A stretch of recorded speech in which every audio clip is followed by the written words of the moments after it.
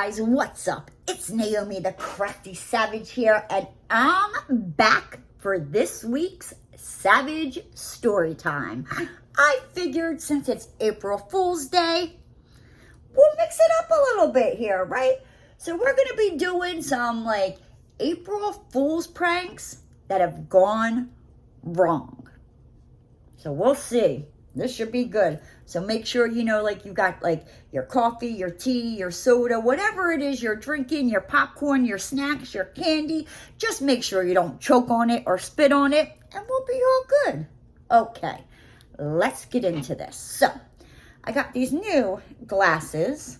I'm not sure if I think I might like the pink ones better, but we're going to stick with these ones for today. All right, so let's get into these April Fool's pranks gone wrong. So the first one, the prank that got embarrassing fast.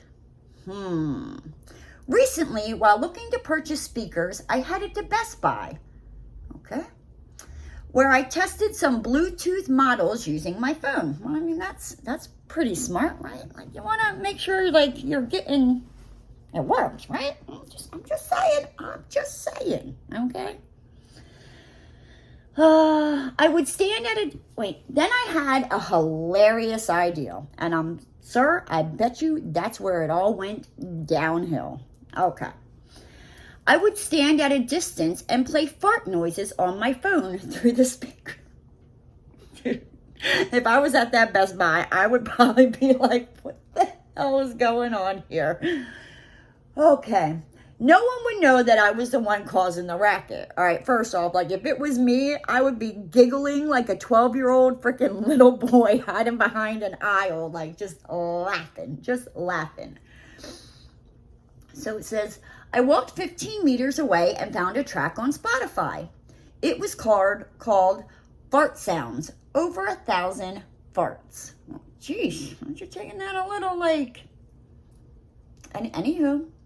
So I knew it must be good stuff. I mean, yeah, if it's got like 1,000 farts on it. Jeez. When I pressed play, nothing happened. So I moved closer, assuming I was out of range. Nah, honey, I don't think you were out of range. Turns out there was a 20-second delay before the first noise. I was standing directly in front of the speakers when it produced a thundering sound. Everyone looked at me, blushing. I darted out of Best Buy and drove home with no speakers and very little dignity. That's what you get, though, dude. Like, I don't know. Okay. The next one. The terribly timed prank. Says, I'd gone to bed the night before I planned everything right. The lady who applied my temporary tattoo told me that by morning it would be dark enough to fool anybody into thinking it was real. Why are you getting a temporary tattoo? Why don't you just go get the real thing? Are you a sissy? Are you afraid of needles? Like, explain this to me. Why are we getting temporary? Just slap that baby on there and make it permanent. Anywho, there I go. The next day, as my wife began getting ready for work, I strategically moved my arm so that my fake tattoo of a bird in flight would be visible. Okay. A couple seconds went by, and then success. She spotted it. What's that? She said. Oh, this? I was meaning to tell you I got this a couple of... You didn't, she interrupted. As we talked, the panic in her voice grew. Why is she panicking? It's a freaking tattoo. It's not like you're walking around with like a schlong or something. You know what I mean? Like, it's a freaking... I don't get it. I guess some ladies don't like tattoos. That ain't me. I'm like, psh, give me them tattoos. Like, come to mama, right? Okay. Anywho, like, whew, we're going, way off the tracks there. Okay. As we talked, the panic in her voice grew, and I wondered whether to continue. The wise move was to come clean. Yeah, I did. I got the tattoo on when, at that point, my trick really backfired. My poor partner, who happened to be 6 months pregnant, had been having a stressful morning, began crying silently. Tearfully, she said, "I can't believe you didn't talk to me about it. We talk to each other about these things." It's a tattoo. Like, unless he's getting like some chick that like ate his kid tattooed on him, like, what's the problem there? Okay, anyhow, let me get back, right?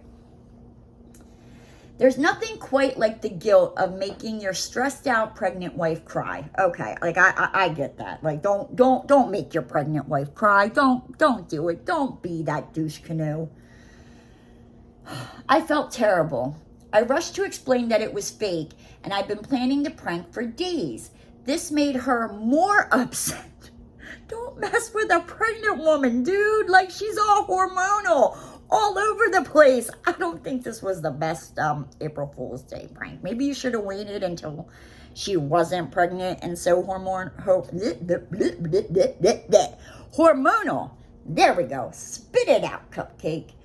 Whew, I tell you. But still. Wait, where was I? I felt terrible. I rushed to explain it was fake, and I began planning the prank for days. This made her more upset. Why, she wondered, didn't I just sit down after witnessing her shock? In the end, I learned that when it comes to a prank, context is everything.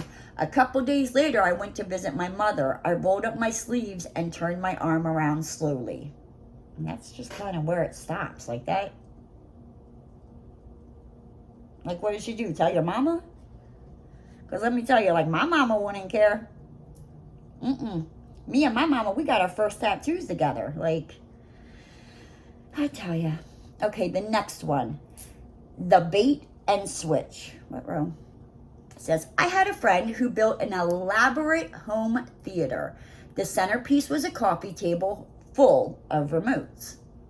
It occurred to me on April Fool's Day as I was leaving my home for his that while he might become confused if I hid one of these, he would probably be more confused if I added one. That would throw me off. I mean, but I don't got all that many, you know what I mean? I got like 2 downstairs, the 1 upstairs. So, I mean, I would know right away. Like, the only way you're getting me is if, like, you switch it out and it's the same brand. Anywho. La la la la la. So, I brought an old remote of mine and snuck it into the pile. About 45 minutes later, he spotted the foreign clicker, stared at it, then started pointing it at equipment and just started pressing. My gosh. Naturally, it had no effect. And over the next few hours, this morphed into a full-fledged obsession. After exhausting all of his devices in his home theater, he took the remote upstairs to see if it worked on any of his machines there. Hey, I probably would have done the same thing, right? You're an evil friend. I'm just saying, like, we gotta be friends here. Like, you're my kind of people. Anywho, let's get back to this story. The remote upstairs and worked to see if it worked on any of his machines there. When that didn't pan out, he started hauling out his older units from his closet to test it on them. I wouldn't have gone that far. I would have been like, I don't know where this remote came from, but it don't do nothing. Like, we're just gonna put you in with this pile of remotes. That's going a little too far. You're pulling out your old stuff. Oh my gosh. Twice I had to head for the washroom because I couldn't hold back my laughter. By the end of my visit, he still hadn't figured out that I planted the clicker. A few days later, I was back at his place. During a moment alone, I took out a key to an apartment I was no longer living in and added it to his keychain. Oh my gosh. You're evil. You are so evil. Ooh. Okay, this one. Now, I remember this. Being a Philly girl, I remember this. Like, I remember this thinking there is no way. Like, absolutely no way, right? So let's get into this, all right? The Liberty Bell, brought to you by Taco Bell. If you know, you know. Taco Bell stunned the nation in 1996 when they published full-page ads in several major newspapers announcing that they had bought the Liberty Bell. It was an uproar, ladies and gentlemen. Like, I'm just saying. The Liberty Bell in Philadelphia, and we're renaming it the Taco Liberty Bell. Like, when I say, like, whoo, it was a big thing, like, no, don't mess with the Liberty Bell. Like, you stuck it in Philly for a reason. I'm just saying, right? The fast food franchise had obviously done nothing of the kind, but if you're not already aware, Americans' most historic symbols aren't for sale. But at the time, there was serious outrage about how this could have happened. Oh, like, it was bad. Even politicians, like Senators Bill Brady and James Exxon, called the National Park Service to find out why this priceless Revolutionary War era antique had been sold to a place that sells gorditas. If only the Taco Bell executives had remembered to shout April Fools. Yeah, when I say, like, that was I remember that year. It was not. Poor Taco Bell. Like, I don't know. I think Taco Bell might have took a hit that year in the Philly area. Okay, the next one. The end is near. Okay, I don't know. I think I've heard that, like, twice, maybe like 3 times now. I don't know. I've lost track how many times, people say that the end is near. I'm like, if it's near, it's near. Nothing I can do. Just enjoy your life while you're here. So it says, when the renowned Franklin Institute Science Museum in Philadelphia made a catastrophic... Yeah, I ain't even going to try that. Like, I haven't had enough Fruit Punch Rock Stars to try to spit that out of my mouth. Prediction, it makes sense to treat it seriously, which is exactly what local media did when William Castellini, a museum spokesperson, delivered this scary press release in 1940. Oh, y'all, that ain't cool. 1940? Like, y'all didn't even have, like, the internet or anything like that. So, like, you're taking dude's freaking word.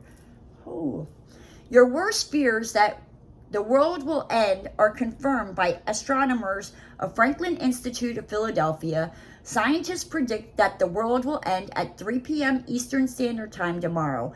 This is no April Fool's joke. You don't joke about that. Like, there's just some things, like, you don't joke about. Like, I mean, you can joke around about a lot of things, right? Some things you, no. You gotta hand it to the scientists. They even thought to include an April Fool's disclaimer. Well, spoiler alert, none of it was true. It was just a promotion for an upcoming planetarium show on cosmetic apocalypses. But it did cause a mild panic in Philadelphia, and Castellini was fired for the incident. Yeah, you know what I mean? There probably would have been a better way to promote, the cosmic apocalypse. Yeah, that ain't, no. Okay, so this next one, don't drink the water. Okay, I'm going to tell you why I don't drink water, right?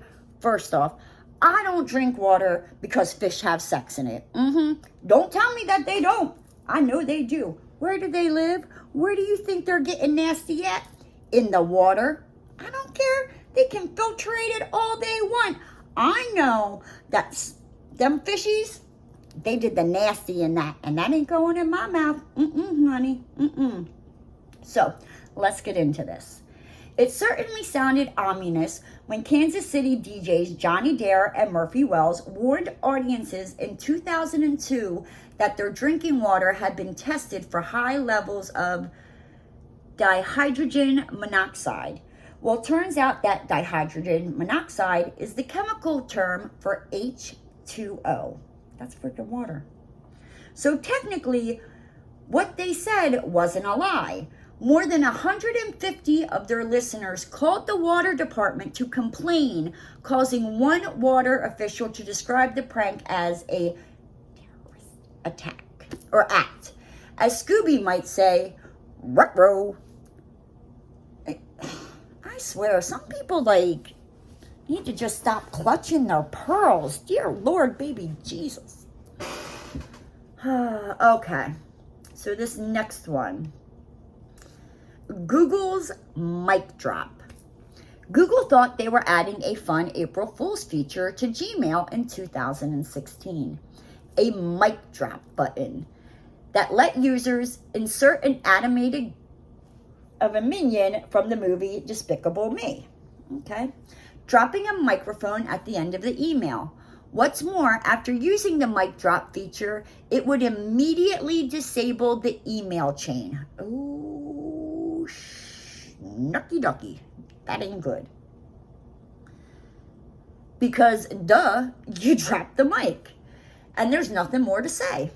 Unfortunately, the mic drop button was right next to the send button. Maybe you should have put that somewhere else. I'm just saying. Right? Not everybody could tell the difference. Some people sent mic drops to future employers or to family members, informing them of personal tragedy. That ain't good. That ain't good. It was an epic disaster. I bet it was. I bet you Google never did that again. And as Google admitted in a statement, well, it looks like we pranked ourselves this year. Yeah, you probably should have thought that one through. Okay, so this last one. Sisters help sisters bury their husbands, right? Exactly. You gotta have your girls back. I tell you, I love my brother-in-law. He is my favorite brother-in-law. And that's not because, he's my only brother-in-law. But if my sister called me and was like, yo, Nay, I need some help here, I'd be like, all right, well, I can either hop a flight and I'll be there in about 3 hours, or I'm going to hop in my car and I'll see you in about 18 to 20 hours, right? She'd probably prefer me to hop the flight because, having something lay around like that, it could get stinky. But I think she's got a deep freezer in her basement, so we might be good. So it says, it's easy to say in hindsight that when Tennessee resident Susan Tammy Hudson called her sister in 2013 and said, my husband, I'm cleaning up the mess. Let's go bury him in Blackwater. It was probably an April Fool's joke. And not just because she made the call on April 1st. It just sounds like a suspicious request. I don't know. If my sister called me or my best friends called me and said, yo, I need your help getting rid of this body, I'm there. Anywho, no questions asked. Because I know they do the same for me. But we ain't talking about me, right? Let's get back. It just sounded like a suspicious request, but Hudson's sister wasn't so sure. Well, sweetheart, you should have gone over to your sister's house to find out if you weren't sure. I'm just saying. Then you could have made your mind up. But you already, committed to go there, so you just might as well follow it through. Anyhow. Apparently, she heard rumors about marital trouble. And when she called the rest of the family to tell them what Hudson had confessed, somebody decided they couldn't let that relative get away with it. A squad car showed up to Hudson's house, and after her husband revealed himself to an entirely you know, he was alive. He was definitely alive. No charges were pressed, although Hudson did get to enjoy some time in the back of a police car to ponder how maybe her next April Fool's prank wouldn't involve burying her dead husband. That one's a good one, right? But like, I can tell you, like, if my sister called me or vice versa, or my, two best friends called me, or vice versa, like, I don't got to worry about the cops showing up. Like, yeah, like, you should have just gone over there and seen with your own two eyeballs that dude was still alive. But you know what, guys? With that said, I'm going to hop on out of here. If you like this Savage Story Time, and you're new here, hit that subscribe button and ring that notification bell. And don't forget to give the video a thumbs up. And I'll see you next time, guys.